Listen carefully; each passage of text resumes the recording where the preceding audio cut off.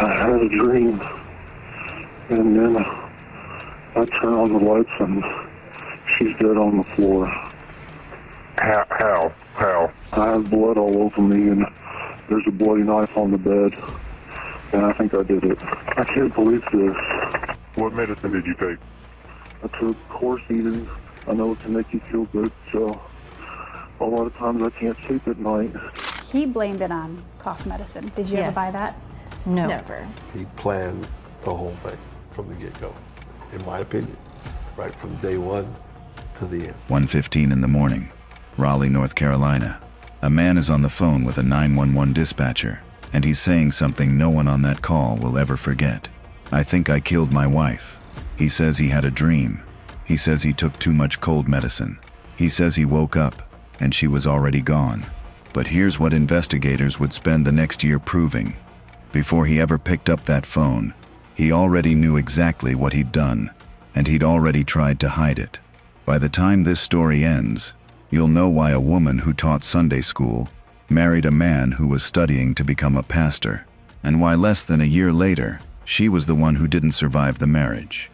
Welcome back to Behind Unreal Love Crimes.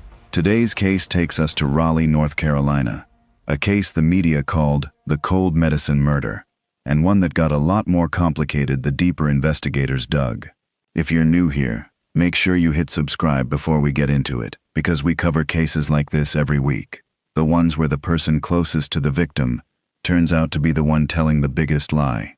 Drop a comment and let us know where you're watching from tonight. Now, let's get into it. Her name was Lauren Ashley Nicole Hugelmeyer Phelps. She was 29 years old, living in Raleigh, North Carolina, and by every account from the people who knew her, she was someone who left an impression. She was raised in a close-knit family, active in their church community. According to her mother's own words in court, Lauren grew up in a loving church family. It was, in her mother's description, like a second home to her. As she got older, that involvement only deepened. She taught Sunday school. She volunteered with the youth group. Every summer, she gave her time to Vacation Bible School. Her mother would later tell a courtroom that Lauren's love for her faith showed clearly in her actions and her kindness toward others. Professionally, Lauren worked as an auditor at Quintiles, a company that runs clinical drug trials for pharmaceutical companies. It was steady, detail-focused work. Family was central to her life. She was close with her older sister, Beth Agner, and with her parents, Dale and Lori Hugelmeyer. The bond between Lauren and her parents would later come through in devastating detail. Her father would recall small, specific memories of her, down to the last time he saw her alive. Outside her family, Lauren had built her own community as well. She sold Scentsy products alongside a friend and business partner, Stephanie Tubbs. Tubbs would later describe their relationship simply. He said she and Lauren were like family. In interviews given just after Lauren's death, Tubbs recalled speaking to her by video the night before, saying they'd had what felt like a completely normal conversation, one that gave no indication anything was wrong. Then there was Matthew James Phelps.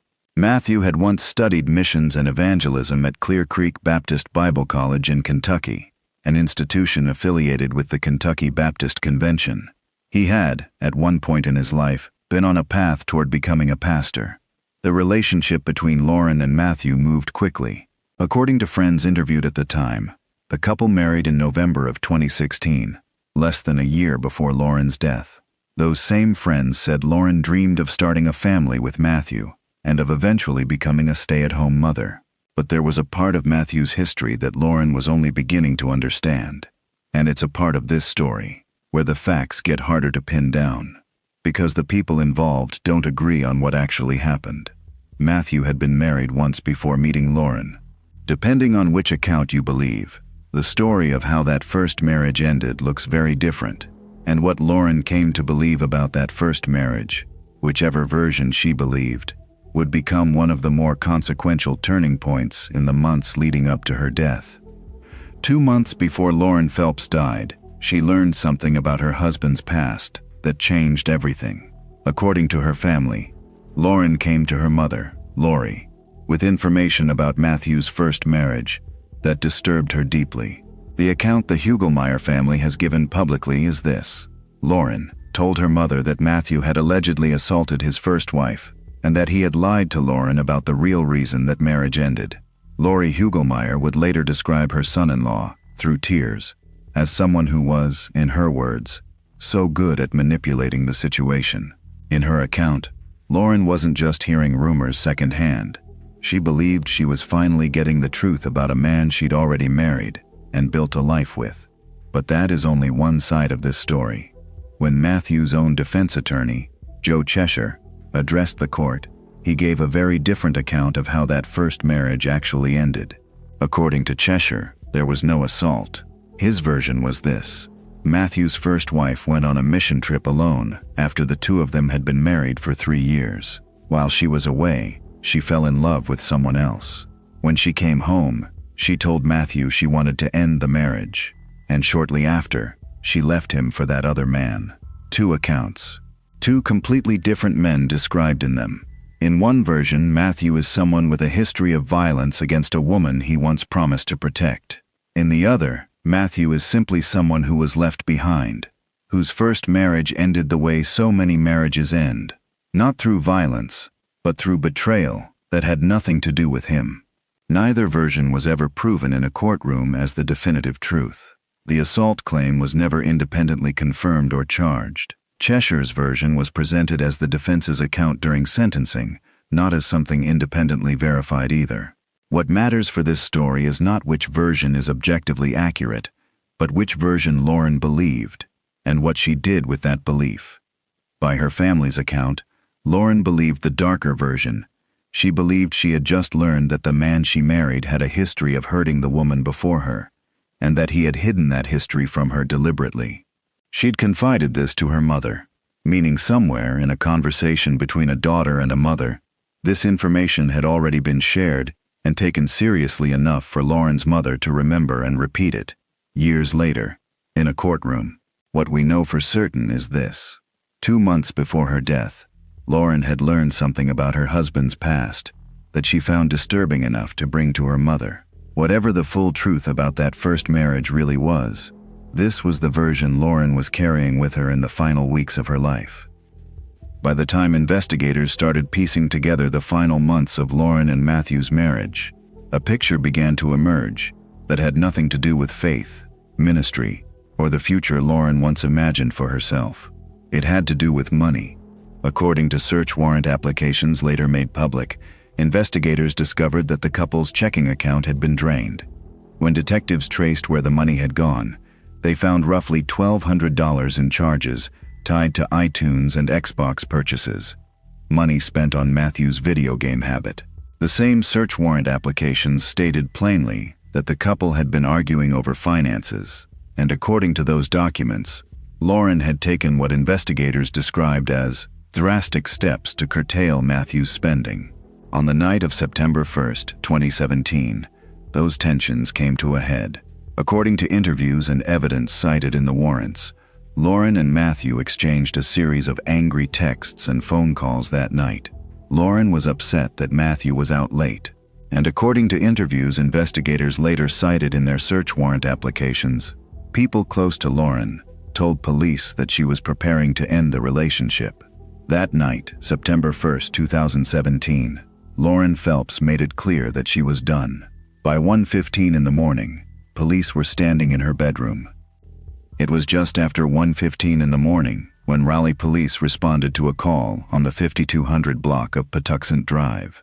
An ordinary street, an ordinary house, the kind of place no one expects to become the scene of a homicide. The voice on the other end of that 911 call belonged to Matthew Phelps. He told the dispatcher a story that would go on to make national headlines, not because it was believable, but because of how strange it was. He said he'd taken Coricidin cough and cold the night before, more than he should have, because he'd been having trouble sleeping. He said he had a dream, and when he woke up from that dream, he turned on the lights, and there she was, his wife, Lauren, on the floor, not moving. He told the dispatcher he had blood all over him. He said there was a bloody knife on the bed, and in his own words, captured on that call for the world to hear later, he said, "I think I did it. Police responded to the address and found Lauren suffering from stab wounds. She was rushed to WakeMed, the local hospital. She did not survive. The injuries she sustained that night were later described by investigators in terms that are difficult to fully comprehend. An injury count so high that those processing the case struggled to reconcile it with the picture of domestic conflict most people imagine. At the scene, Matthew Phelps, 28 years old at the time, was detained.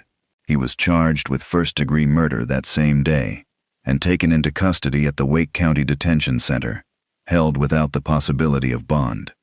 Based on his own account, given in that 911 call, this looked at first like it might be treated as a case of a man impaired by medication, confused, disoriented, genuinely unaware of what his own hands had done in the dark. That was the story he told the dispatcher. That was the story that made headlines within hours, turning this into what the media would soon call the cold medicine murder. But investigators wouldn't take that story at face value. And what they would uncover in the months that followed would make it very clear that the account Matthew gave that night was only the beginning of a much longer, much more calculated set of lies. 4 days after Lauren's death, Matthew James Phelps stood before a Wake County judge for the first time. It was September 5, 2017. For months afterward, the investigation continued out of public view. Search warrant applications tied to the case had been sealed, and it would be several months before the public got a clear look at what investigators had actually found. When those details eventually became public, they revealed just how much work had gone on behind the scenes. Inside the home on Patuxent Drive, officers had found an empty box of Coricidin HBP cold and cough, the same medication Matthew had named in his 911 call. They also collected a knife block from the kitchen, bed sheets from the room where Lauren had been found, along with receipts, computers, and credit cards. The investigation extended to the couple's vehicles as well. Inside, officers found a diary, handwritten notes, and medication. There was also a detail tied directly to Lauren herself in her final moments. When paramedics arrived and found her body, she was clutching hair in her hand. Investigators took a hair sample from Matthew to compare against it. Prosecutors and investigators have not publicly detailed exactly what that hair evidence indicated, but taking a comparison sample from a suspect is a standard step when evidence like this is found at a scene. Of everything uncovered during the investigation, one finding did the most damage to Matthew's original story. Prosecutors stated that before Matthew called 911, he had made what they described as a calculated effort to clean up his wife's blood. That directly contradicted the version of events he gave the dispatcher just minutes after making that call. A man who said he'd woken up confused, unaware of what had happened. Toxicology results added another layer. The levels of over-the-counter medication found in Matthew's system were determined to be too low to cause hallucination or blackout. The explanation he gave in that first 911 call, the one that gave this case its public nickname, did not hold up under laboratory analysis. Investigators also uncovered an Instagram account belonging to Matthew under the username Marty_Radical. On it, he had posted scenes from the film American Psycho and images of himself posing as the film's central character, Patrick Bateman. Taken together, the evidence pointed toward a specific sequence of events. Prosecutor's account, laid out later in court, was that the cleanup happened first and the explanation came after. October 5, 2018. More than a year after Lauren Phelps was killed in her own home, the case reached its conclusion inside a Wake County courtroom. Matthew James Phelps stood before a judge and pleaded guilty to first-degree murder. The plea was the result of a negotiated agreement. In exchange for his guilty plea, prosecutors agreed not to pursue the death penalty. Matthew Phelps would spend the rest of his life in prison, with no possibility of parole. There would be no trial, no jury, no drawn-out fight over guilt or innocence. What remained was for the full weight of what happened that night to be laid out, in detail, in front of everyone gathered in that room. Wake County Assistant District Attorney Kristen Feder handled that part of the hearing. She walked the court through the financial pressure that had built inside the marriage in its final months, pointing to a checking account that had been drained, with roughly $1,200 of it traced to iTunes and Xbox charges tied to Matthew's gaming habit. At one point during the proceedings, prosecutors brought the actual murder weapon into the courtroom, the kitchen knife used to kill Lauren, and displayed it in front of everyone present. The hearing lasted roughly 4 hours. About a dozen people stood up to speak, one after another, about who Lauren had been and what her death had taken from them. The room itself looked less like a courtroom and more like a gathering in her honor. Family, friends, and members of her church filled the seats. Many wore matching blue t-shirts printed with the words, "Lauren's Light." Others wore small purple ribbons pinned to their clothing, the recognized symbol for domestic violence awareness. Lauren's mother, Lori Hugelmeyer, spoke about her daughter directly. She said Lauren was beautiful, inside and out. She told the court that what Matthew had done didn't only take her daughter's life, it had permanently changed her own, in ways she said she would carry for the rest of her days.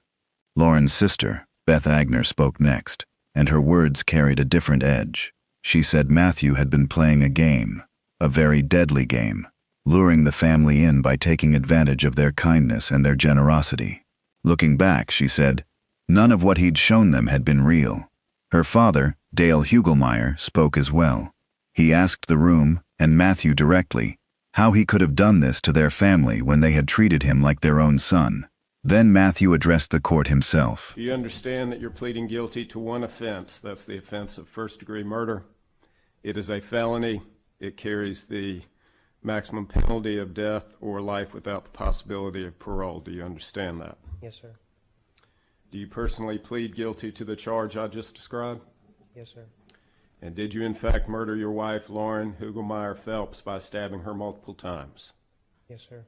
It says you're going to plead guilty to the offense I just described. You'll be sentenced to life without the possibility of parole in the custody of North Carolina Division of Adult Correction. He stood in a tan jumpsuit, his appearance strikingly different from the clean-cut young man who had first appeared in court more than a year earlier. His hair now long and unkempt, a full beard grown in where there had once been none. In a brief statement to his in-laws, he called himself a monster. He said what he had done was senseless and mindless. He said he would carry the weight of it for the rest of his life. His defense attorney, Joe Cheshire, used part of the hearing to give the court some context. He said Matthew had struggled with depression for years. He said Matthew had been exposed to slasher films as young as 4 years old, and that later in his life, friends had introduced him to drug misuse, including the same over-the-counter cold medicine he would later claim had caused him to black out the night he killed his wife. Cheshire was careful to frame this as context, not an excuse. He called the entire situation an unending tragedy that had broken everyone's heart who had touched it. By the end of the hearing, the outcome was final. Matthew James Phelps would spend the rest of his life behind bars, with no chance of ever walking free again. Matthew James Phelps pleaded guilty on October 5, 2018, in a Wake County courtroom. He was sentenced to life in prison without the possibility of parole, the result of a plea agreement in which prosecutors agreed not to pursue the death penalty. On paper, that's where this case ends. A guilty plea, a life sentence, a file closed. But for the family Lauren left behind, nothing about this ever felt finished. Even after the sentencing, even after Matthew stood up in that courtroom and called himself a monster, the Hugelmeyer family made it clear, publicly, that they were not satisfied with the outcome.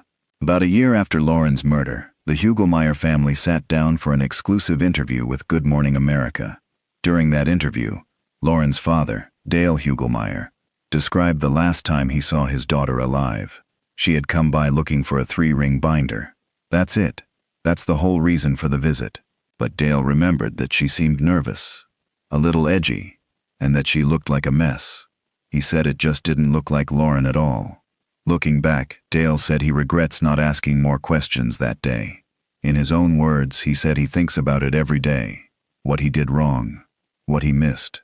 He said he just took everything as it was, without asking what was really going on underneath it. Lauren's sister, Beth Agner, put what happened in even starker terms during that same interview. She said she believed Matthew made a decision that day, that Lauren was not going to leave him, even if leaving him meant he had to kill her. She said that even homicide detectives, people who see this kind of violence every day, called him a monster. That's where the confirmed record of this case ends. Everything you've heard up to this point comes directly from court testimony, sworn statements, search warrants, and the family's own words in their interview with ABC News. What I want to leave you with now is something a little different. Not a new fact about this specific case, but a way of thinking about it, based on everything we just walked through together. When you lay out the timeline of Lauren and Matthew's relationship, a few things stand out. There was real uncertainty around Matthew's past, specifically the conflicting accounts of how his first marriage ended, accounts that even the courtroom itself could never fully settle. There were serious financial problems investigators uncovered, a drained bank account, spending that had spiraled out of control, and there was that final, ordinary moment. A daughter stopping by for a binder, seeming like a different person than the one her father thought he knew. None of these things, on their own, proves that violence is coming. Most of the time, they don't lead anywhere close to what happened to Lauren. This is my own reading of the pattern here, not something investigators or the family specifically labeled as warning signs. But it's worth sitting with, because Dale Hugelmeyer didn't miss anything, because he wasn't paying attention. He missed it because, in the moment, none of it looked like anything worth worrying about. Lauren went looking for a 3-ring binder that day. Her father never got the chance to ask her why she seemed different. If someone you love suddenly looks like a stranger in their own life, that's the moment her family wishes they'd stopped and asked more questions. Thank you for watching all the way to the end. If this case moved you the way it moved everyone in that courtroom back in October of 2018, do something about it right now. Hit that subscribe button, because we bring you cases exactly like this one every single week. Cases where the people closest to the victim end up telling the biggest lie of all. Before you go, drop a comment and tell us what stayed with you most. Was it the binder? Was it the blood already cleaned up before that 911 call was ever made? Or was it Dale Hugelmeyer, standing in front of his daughter for the last time, having no idea it was the last time at all? Lauren's story didn't get to end on her own terms. The least we can do is make sure it doesn't just fade into another forgotten case file. Share this video with someone who needs to hear it. You never know whose life it might change. Thank you for being here.